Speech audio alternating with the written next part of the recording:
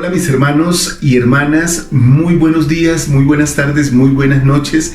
Bienvenidos una vez más a una lección de Ven Sígueme con Walter Posada. Gracias por acompañarnos. Hoy veremos algo bien interesante. Empezaremos el libro de Tercer Nefi y veremos los capítulos del 1 al 7 de acuerdo a la asignación del manual de Ven Sígueme. Alza la cabeza y sé de buen ánimo.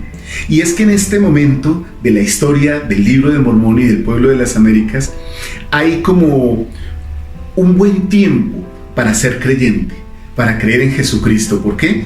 Porque es un tiempo, son unos capítulos o es una parte de la historia donde podemos ver señales, podemos ver milagros, podemos ver cosas que preparan al pueblo para la venida de Jesucristo. Desde ese punto de vista es un momento de regocijo para un creyente, pero al mismo tiempo también es un momento de angustia. Los incrédulos someten a los creyentes a literalmente amenazas.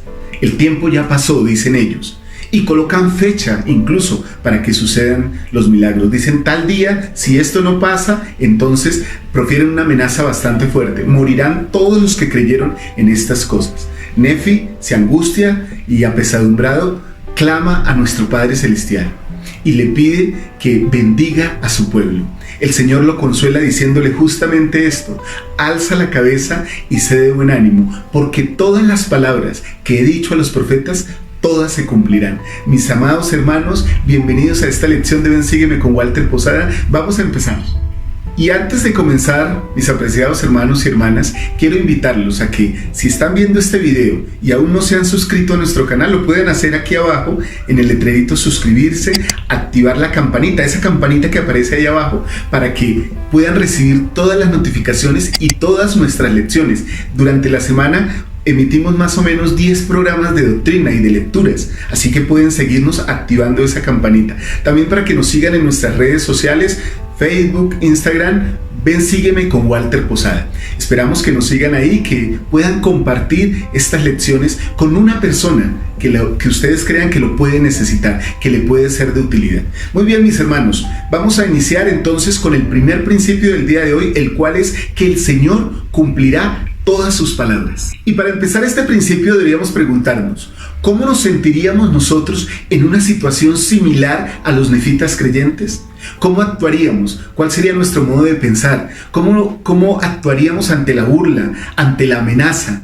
¿Cómo sería nuestra fe? ¿Cómo se manifestaría nuestra fe a Dios? Vamos a leer esto en Tercer Nefi, en el capítulo 1. Los versículos pueden ser del 6 al 8. Vamos a ver qué nos enseñan esos versículos. Dice lo siguiente: y empezaron a reírse de sus hermanos diciendo, esto las personas incrédulas: he aquí, ya se pasó el tiempo y no se han cumplido las palabras de Samuel. Ellos celebraban eso, de modo que han sido en vano vuestro gozo y vuestra fe concerniente a esto.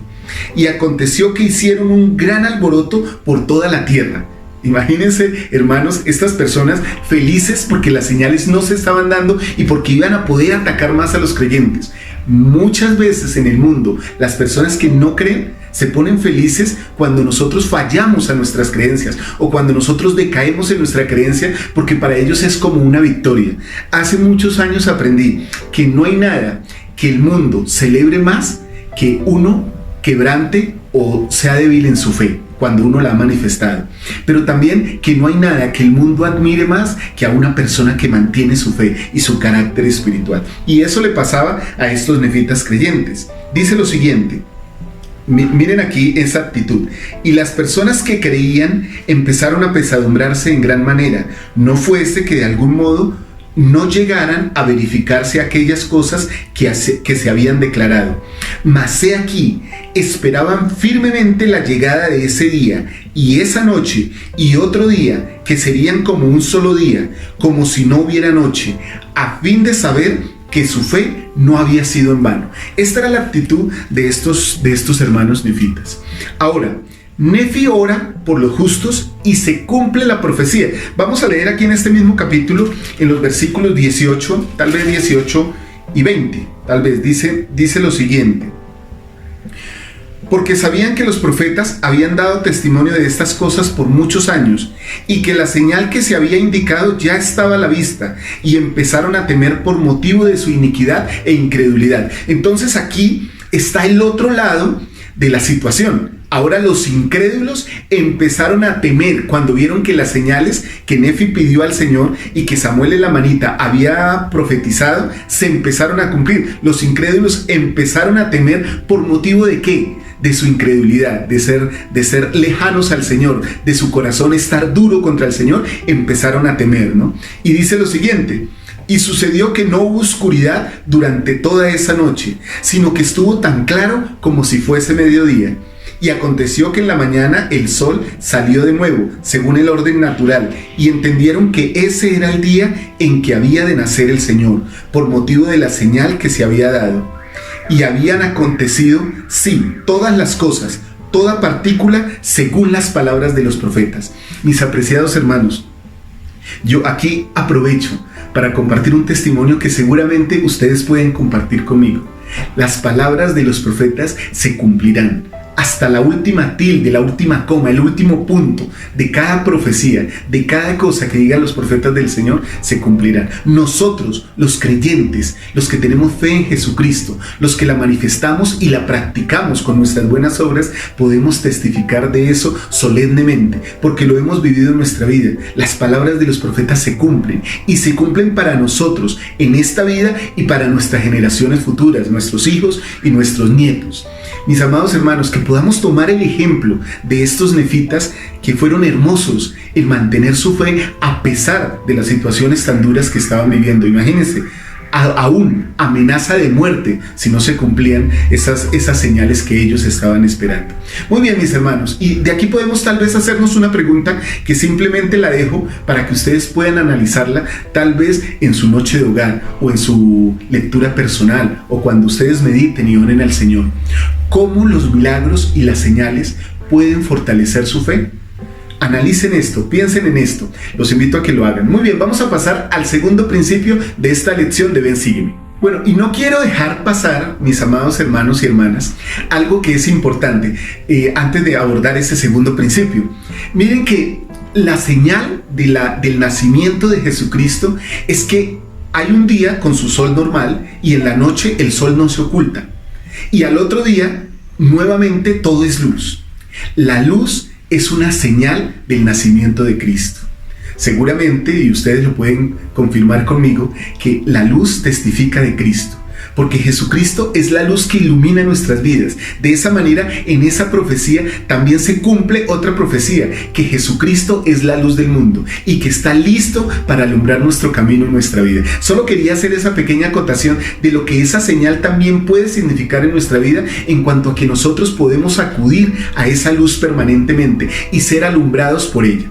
Muy bien, vamos al segundo principio. Este segundo principio es que el olvidar las experiencias espirituales me hace vulnerable a las tentaciones de Satanás. Cuando yo olvido las cosas importantes del espíritu que he vivido, me pongo en el terreno del adversario y permito que él haga o que él me tiente más.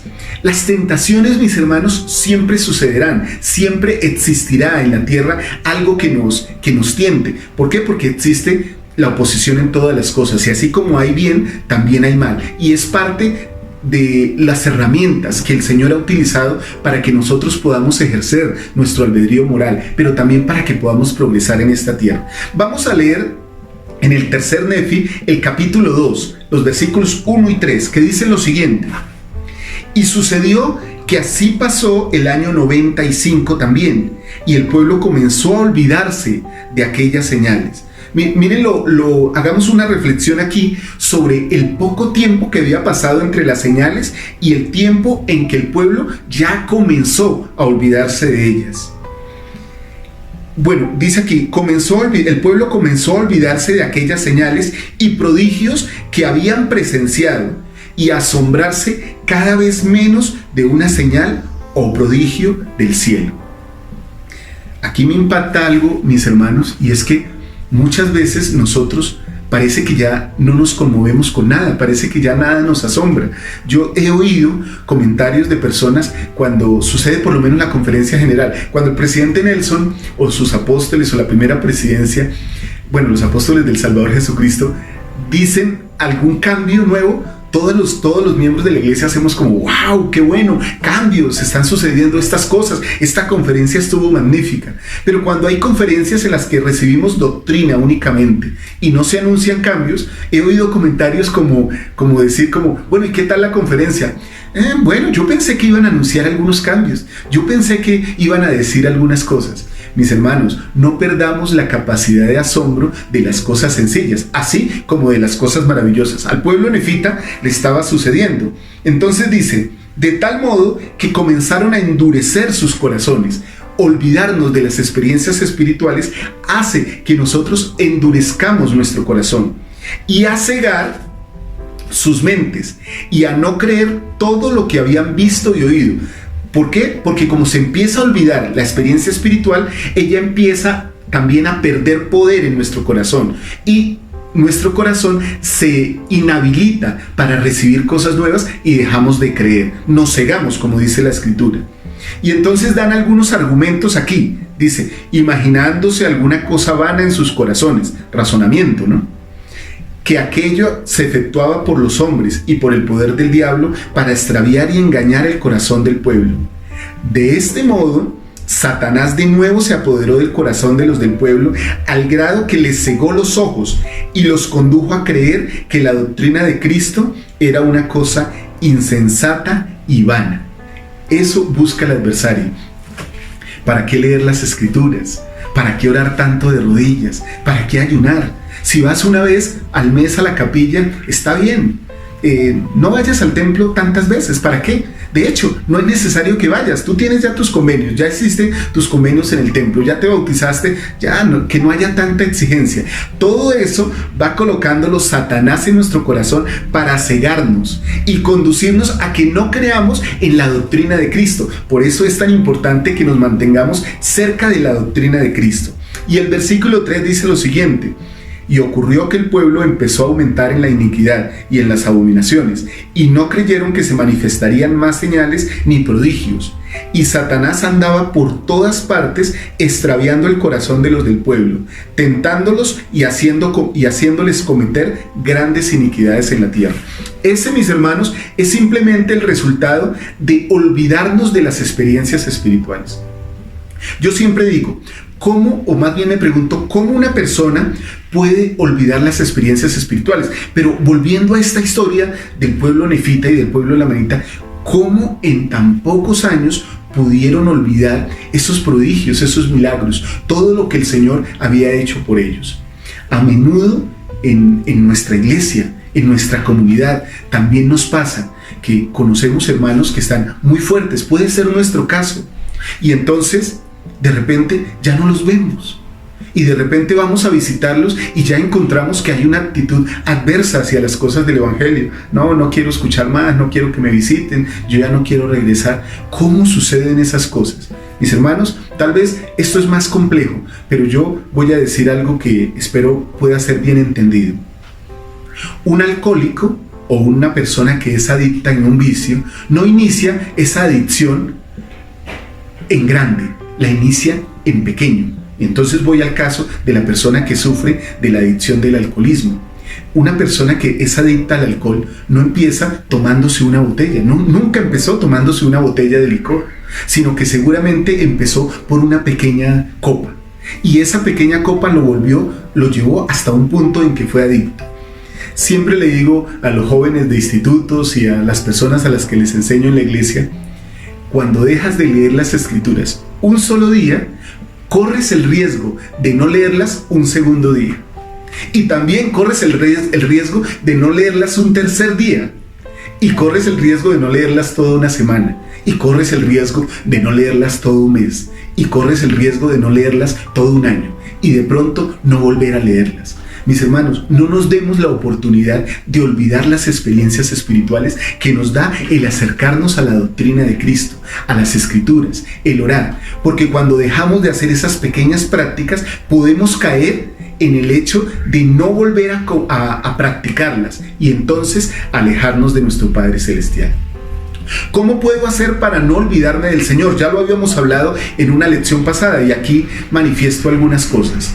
Tratar de tomar la Santa Cena cada vez que podamos. porque ella nos ayuda a recordar al Señor y nos da un poder grandísimo, que es que nos habilita para querer cumplir los mandamientos del Señor.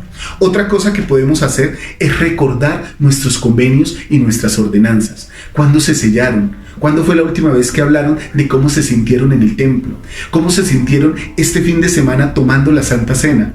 ¿Cómo recuerdan el bautismo suyo, el de sus hijos, el de sus padres, el de sus familias? ¿Cuándo fue la última vez que participaron en una ordenanza? Los poseedores de sacerdocio, ¿cuándo fue la última vez que dimos una bendición de salud? ¿Cuándo ministramos las hermanas? ¿Cuándo dimos una llamada, un servicio? Todas esas cosas que recordamos de ordenanzas, Santa Cena, servicio e incluso momentos de aflicción y las respuestas que recibimos nos mantienen cerca del Señor.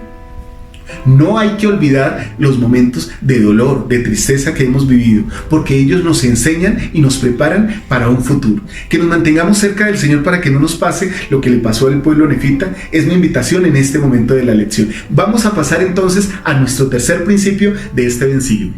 Y este tercer principio de esta lección es ser discípulos de Cristo.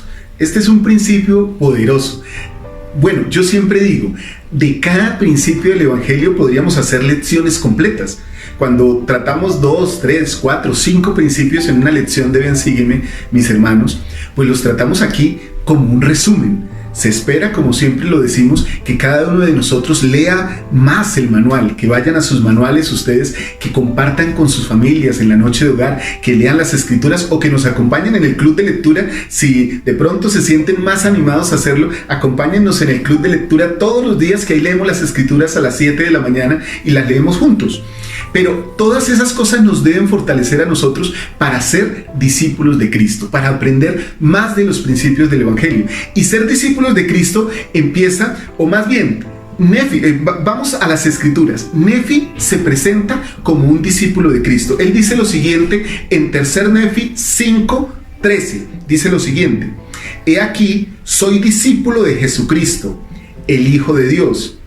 He sido llamado por Él para declarar su palabra entre los de su pueblo, a fin de que alcancen la vida eterna.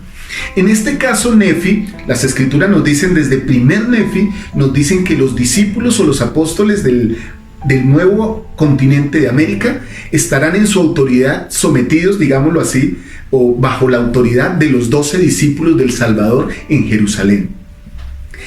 Pero esta aplicación aquí de Nefi, o este principio de ser discípulos de Cristo, no se aplica a nosotros como apóstoles de Jesucristo, sino más bien como personas que le siguen, que buscan ser rectas. Entonces, desde ese punto de vista, todos los miembros de la iglesia podemos convertirnos en discípulos de Cristo.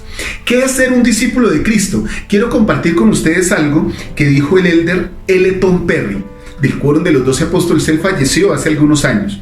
Dice lo siguiente: la palabra discípulo viene del latín y significa aprendiz.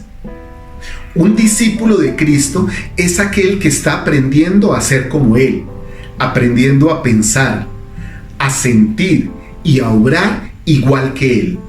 Ser un discípulo verdadero y cumplir con esta labor de aprendizaje es el proceso que más se exige del hombre. Ninguna otra disciplina se le compara en requisitos y recompensas, pues requiere de una transformación total de la persona desde el estado del hombre natural hacia el de santo. Uno que ama al Señor y le sirve con todo su corazón, alma, mente y fuerza. Qué hermosas palabras del elder Perry. El discipulado exige transformación. Si yo realmente me estoy convirtiendo en un discípulo de Cristo, algo se debe estar transformando en mí. Esa disciplina me debe llevar del hombre natural al hombre santo, al hombre que se somete a la influencia del Espíritu Santo. De esa manera, nosotros podemos conocer a un discípulo de Cristo por varias cosas. Por lo menos, las escrituras dicen, el libro de Mormón, y más adelante, por allá en 4 Nefi, vamos a estar leyendo sobre ese principio. Habla de que los discípulos de Jesucristo son pacíficos. De hecho, dice, los pacíficos discípulos de Cristo. ¿Qué significa eso? ¿Qué tan pacífico soy yo? ¿Trato de controlar mis emociones, mi temperamento, para ajustarme a lo que haría el Salvador en dicho momento, en alguna situación. Las palabras, controlo mi temperamento para no decir lo que no debo decir o no ser hiriente y más bien edificar en lugar de desconstruir. Puedo ser pacífico en la medida en que sirvo, en la medida en que doy amor a otros. La paciencia o el ser pacífico no significa que una persona no sea activa, que sea quieta, que sea lenta. No, al contrario, un pacífico discípulo de Jesucristo logra actuar y ser un instrumento en las manos de Cristo. No necesita un previo aviso para servir. No necesita un previo aviso para prepararse, porque ya se está preparando continuamente y a diario. Un discípulo de Cristo también es puro para resistir el pecado, pero no es ingenuo. No es ingenuo ante el pecado, es puro, pero no es ingenuo. Y adicional, un pacífico discípulo de Cristo o un discípulo de Cristo es feliz a pesar de las circunstancias en las que vive. Que nosotros podamos aplicar estos principios y podamos aprender nosotros también, o más bien llevar el camino del discipulado, convertirnos en reales seguidores de nuestro Salvador Jesucristo. Muy bien, mis apreciados hermanos, vamos a pasar entonces a nuestro cuarto principio de este Ven, sígueme. Y el cuarto principio de esta lección es que cuando los justos se congregan, el Señor puede fortalecerlos y protegerlos. Y aquí en esta parte de la historia hay una banda de ladrones, esa misma banda que ha venido agobiando al pueblo desde que estamos leyendo en el Amán, ¿sí? Esos ladrones de Gadiantón agobian tanto al pueblo que el pueblo tiene que congregarse y reunirse en un solo lugar. Hay un hombre que se llama Laconeo, que a mí me impacta, sus enseñanzas siempre me han gustado. Cada vez que leo el libro de Mormón y llego ahí, es como uno de los personajes que más admiro del libro de Mormón, pero que casi nunca se menciona. Se llama Laconeo, es un gobernador. Él hace un llamado a todo el pueblo para que se congregue. Muy similar al llamado que hacen nuestros profetas hoy día para que nosotros nos congreguemos en Sion. Vamos a leer ese llamado que Laconeo hizo en el libro de Tercer Nefi, capítulo 3, versículo 22.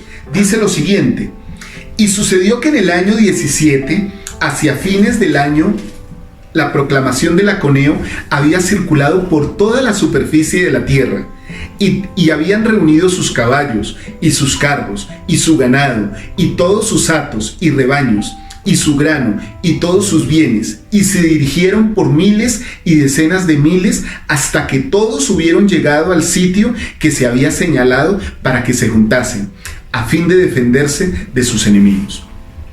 Mis apreciados hermanos, este llamado de Laconeo a que todos se reunieran es muy similar, como les decía, al que hacen nuestros profetas desde la restauración del Evangelio a través de José Smith, y todos los profetas han llamado a que Israel debe congregarse. En nosotros hay una pequeña diferencia, y es que ya no se nos llama a que nos congreguemos en un solo lugar, sino a que nos congreguemos en estacas de Sion. Por eso seguramente todos, algunos con excepción que pertenecen a una misión, la mayoría pertenecemos a una estaca de Sion. Dios ha proveído esas estacas para que nosotros seamos bendecidos. Quiero leer algo que dijo el elder Dallin H. Oaks, que tengo aquí, que tiene que ver mucho con esto que estoy hablando. El elder Oaks explicó qué significa el recogimiento y el propósito que tiene.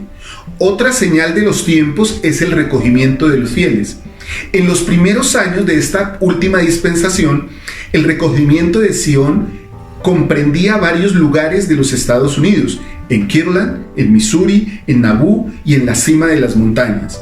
Aquellos recogimientos siempre giraron en torno a futuros templos. Con la creación de estacas y la construcción de templos en muchas naciones con un número considerable de miembros, el mandamiento actual no es de congregarse en un lugar, sino en las estacas de nuestros propios países. Allí los fieles pueden disfrutar todas las bendiciones de la eternidad en una casa del Señor. Allí en su tierra natal pueden obedecer el mandamiento del Señor de ensanchar las fronteras de su pueblo y fortalecer las estacas de Sion. De esta forma, las estacas de Sion son defensa y para refugio contra la tempestad y contra la ira, cuando sea derramada sin mezcla sobre toda la tierra. Mis hermanos, nosotros nos preparamos en las estacas de Sion y alrededor de los templos que hay en nuestra ciudad, los que tenemos templos en nuestra ciudad, y los que no pertenecen a un distrito del templo, se llama así, distrito del templo. Entonces ese distrito los cobija y sus estacas los cobijan como un refugio. Cuando el Señor mande su ira o su disciplina, su castigo sobre el mundo, las estacas nos protegerán. Pero en las estacas de Sion y en nuestros barrios, en nuestras ramas, en nuestras aulas, también recibimos la doctrina de Cristo, que es protección para todos nosotros. Por medio de los templos y las estacas también recibimos los convenios y las ordenanzas administradas por el sacerdocio a través de poseedores de sacerdocio, como todos los hombres dignos en la iglesia. Tal vez no enfrentamos, como les dije hace un rato, a ladrones de Gadiantón. Tal vez no somos amenazados de huir de nuestras casas, pero sí somos amenazados por algunas cosas: maldad desmedida, corazones incrédulos, burla, enojo, atracciones al pecado para nosotros y para nuestros hijos. Si nosotros no nos protegemos, los medios que tenemos aún en nuestro propio hogar pueden ser un instrumento para que el adversario entre y haga mal entre nuestros hogares. También debemos protegernos de las siguientes cosas, mis hermanos. O más bien, nos protegemos del pecado y de las tentaciones haciendo las siguientes cosas. 1. Leyendo a diario las Escrituras con nuestras familias. Hace muchos años, y ya lo he explicado, un líder me enseñó que nosotros podríamos hacer un círculo de poder alrededor de nuestra familia, como un escudo. La lectura familiar nos ayuda a eso, pero también la lectura personal. Estudiar la doctrina de Cristo. No solo leer las Escrituras, o sea, está bien, la lectura de las Escrituras es lo primordial, pero también debemos leer los manuales, escuchar a los profetas, leer las revistas, buscar conocimiento de las cosas de la doctrina de Cristo. Tercero, la noche de hogar. El presidente Benson dijo que la noche de hogar protegería a todas las familias de Sion. Nosotros podemos ser protegidos si hacemos la noche de hogar. Ahora, con estos instrumentos de Ven Sígueme, con estas herramientas, podemos encontrar sugerencias para realizar la noche de hogar. Y por qué no, como algunos de ustedes me han manifestado, utilizan esta lección como instrumento en su noche de hogar. La ven y van desarrollando cada principio y van hablando de ello en familia. Muy bien. Y para nuestra juventud, hay padres en Sion que no le prestan mucha atención a que sus hijos participen del programa de seminarios. Mis apreciados hermanos, seminarios fortalece a nuestros jovencitos de 12 años hasta 18 años. Los enriquece, les da valores, les da la doctrina de Cristo y los alista para una vida adulta en paz, con gozo, con un corazón puro.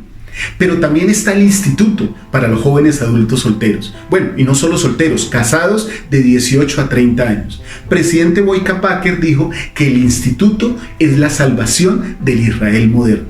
Que podamos tomar todas estas cosas: la lectura, la oración, la noche de hogar, estudiar de la doctrina, asistir a seminarios, a institutos para las personas jóvenes, y nos hagamos fuertes ante la tentación. Esa es una manera de recogernos, como hizo el pueblo nefita, y de asegurarnos que nada malo va a entrar en nosotros, que vamos a ser protegidos.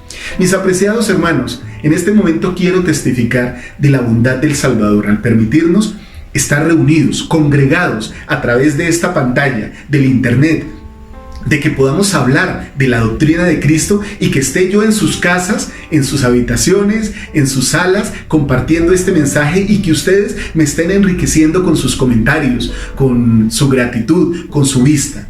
Muchas gracias a ustedes por hacer eso, pero gracias a nuestro Salvador y a nuestro Padre Celestial, que ha proveído todos estos medios y nos permite estar congregados aunque no estemos juntos. En estos momentos difíciles en que las conferencias incluso se han realizado en soledad, digámoslo así, solo los líderes dando sus discursos, nosotros hemos sentido el poder de estar congregados y ser fuertes y ser una iglesia aún que estamos a una distancia prudente para prevenir cualquier enfermedad. Mis hermanos, sé que el Salvador vive, sé que Él es nuestro Señor, nuestro Redentor. Lo amo profundamente. Agradezco el hecho que me da la oportunidad de esforzarme por ser uno de sus discípulos en esta tierra. Esa oportunidad está abierta para todos. Que recordemos sus convenios. Las palabras de sus profetas se cumplirán, todas, sin que falte nada.